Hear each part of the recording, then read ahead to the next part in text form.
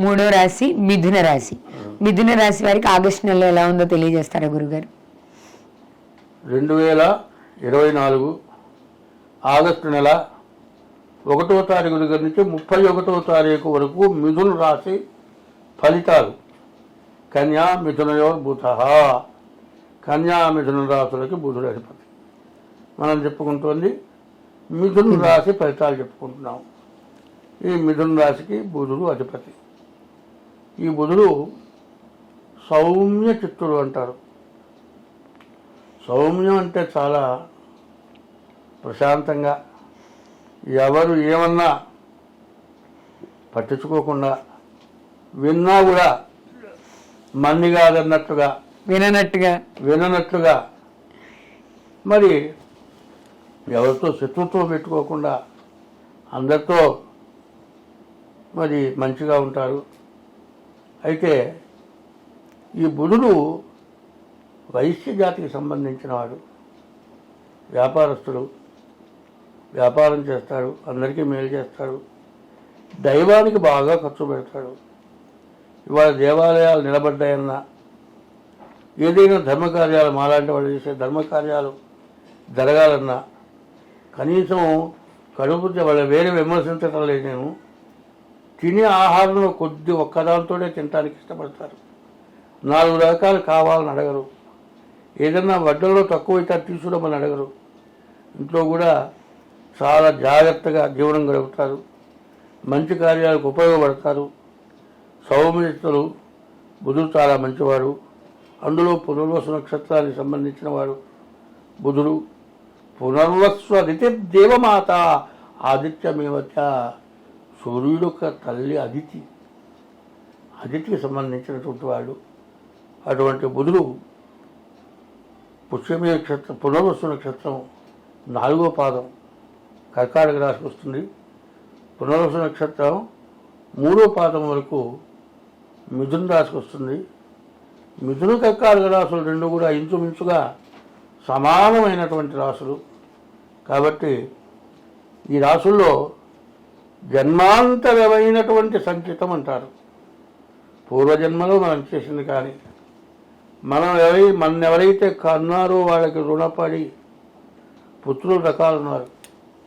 రుణపుత్రులు, ప్రేమపుత్రులు, స్నేహపుత్రులు, శత్రుపుత్రులు, ఇట్లా 9 రకాల పుత్రులు ఉన్నారు. నా పుత్రుడు శత్రుపుత్రుడు. కాబట్టి ఇట్లాంటి పుత్రులు అనేక మంది ఉంటారు. కానీ ఈ బుధుడికి సంబంధించిన వాళ్ళు మంచి పుత్రులే అవుతారు. కానీ వాళ్ళు సౌమ్య చిత్తులు, మంచివాళ్ళు. కానీ వాళ్ళకు కూడా తల్లిదండ్రులు చేసిన దోషం వల్ల కానీ అట్లా కాకుండా మరి వాళ్ళు ఈ జన్మలో చేసుకున్న దానివల్ల కానీ ఇవన్నీ కాకుండా వీళ్ళు వివాహం కావాలంటే రాహుకేతువుల మధ్యలో శని ఒకడు 9ంట ఉన్నాడు. రాహుకేతువుల మధ్యలో మిగతా గ్రహాలన్నీ కూడా ఉన్నాయి. వివాహం కావాల్సిన వాళ్ళకి చాలా కష్టంగా ఉంటుంది. వివాహం చేసుకునేవాళ్ళు తొందరపడి ఎట్లా పడితే అట్లా వివాహానికి తొందరపడకూడదు. జాతకాలు చూసుకోవాలి. జాతకాలు కలిసి చేయాలేవా చూచి వివాహం చేసుకోవాలి. అది కూడా పెద్దవాళ్ళ నిర్ణయంతో చేసుకోవాలి. మేము చదువుకున్నామండి, ఉద్యోగం చేస్తున్నాము, ఆ అమ్మాయి నేను ఒక చోట చేస్తున్నాము, అమ్మాయి బుద్ధి చాలా మంచిది, అమ్మాయి నన్ను ఇష్టపడుతుంది, నేను అమ్మాయిని ఇష్టపడుతున్నాను అని పెద్దవాళ్ళని అగర్తించి సొంత నిర్ణయాలు చేసుకుంటే, ఈ రాశివాడు సొంత నిర్ణయంతో వివాహం చేసుకుంటే 3 నిద్రలు జరగవు. అది మాత్రం గుర్తుపెట్టుకోండి. అసలు వాళ్ళే కాదండి, ఎవరైనా సరే. ఇప్పుడు వివాహ విషయం ఎట్లా ఉందంటే, ఇదివరకు విదేశాల్లో మరి వివాహాలు ఎట్లా ఉన్నాయంటే రిజిస్ట్రేషన్ వివాహాలు, లిమిటేషన్ వివాహాలు. 3 సంవత్సరాలు కాపురం చేయొచ్చు. 3 సంవత్సరాల్లో కన్నపిల్లల్ని ప్రభుత్వానికి ఒప్పచెబుతారు, విడిపోతారు. ఈయన ఒకరిని చేసుకుంటాడా, ఆయన ఒకరిని చేసుకుంటాడు. అంటే మమ్మల్ని ఇట్లా అంటున్నారా అంటే ఆ రోజులు రాబోతున్నాయేమో నాకు అనుమానం. అది సహజీవనం అంటున్నారు. ఈ సహజీవనం మితిమీరినటువంటి సహజీవనం అవుతుంది. ఎందువల్లంటే వివాహ వ్యవస్థ చాలా విశేషమైంది, దాన్ని సరిగ్గా నిలబెట్టుకోవట్లేదు. కాబట్టి వివాహ వ్యవస్థ, వివాహం చేసుకోవాలి అనుకుంటే అన్ని విధాలు ఆలోచించాలి. మీ జాతకాలు చూసుకోవాలి. షష్టాష్టకాలు పడకూడదు, కాలసర్ప దోషాలు ఉండకూడదు, కుజ దోషాలు ఉండకూడదు. ఇట్లాంటి దోషాలను కూడా చూసుకొని వివాహం చేసుకోండి. అట్లా కాకుండా తొందరపడి సొంత నిర్ణయాలు తీసుకొని పెద్దవాళ్ళని ఎగర్తించి తర్వాత నక్షత్ర ఫలితాలు చూసుకోవాలి. తొందరపడి చేసుకున్న తర్వాత వివాహం అయిపోతుంది. 3 రోజులు కోర్టుకు ఎక్కుతున్నారు, 10 ఏళ్ళైనా డైవర్స్ రావట్లేదు. మరి ఇట్లా సమస్య వస్తుంది. కాబట్టి ఎవరైనా ఈ రాశే కాదు, ఈ రాశి గురించి చెబుతున్నాను, ఇది అన్ని రాశుల వాళ్ళు కూడా గ్రహించమని చెబుతున్నాను. వివాహ వ్యవస్థలో చాలా మార్పులు వస్తున్నాయి. బాగా జ్ఞానం గలవాడు, సరైనటువంటి వాళ్ళు అసలు వివాహం మానుకుందాం అనే పరిస్థితికి వస్తున్నారు. అవును గురుగారు, చాలా మంది అంటున్నారు అసలు పెళ్లి ఎందుకు అవసరం అనే పరిస్థితికి వస్తున్నారు. పెళ్లి అవసరమా అనుకుంటున్నారు. తర్వాత ఎప్పుడు కూడా నువ్వు ఉద్యోగం చేస్తున్నావు, నేను ఉద్యోగం చేస్తున్నాను, నువ్వు సంపాదిస్తున్నావు, నేను సంపాదిస్తున్నాను, నా డబ్బులు మా అమ్మ వాళ్ళే పెట్టుకుంటా, నీ డబ్బులు మీ అమ్మ వాళ్ళే పెట్టుకోవాలి. మరి ఇద్దరిలో ఎవరు పిల్లలు కంటారు? ఆ పిల్లల గంట మాటలా? మరి ఆడ మనిషి పడే బాధ ఏమన్నా తెలుస్తుందా?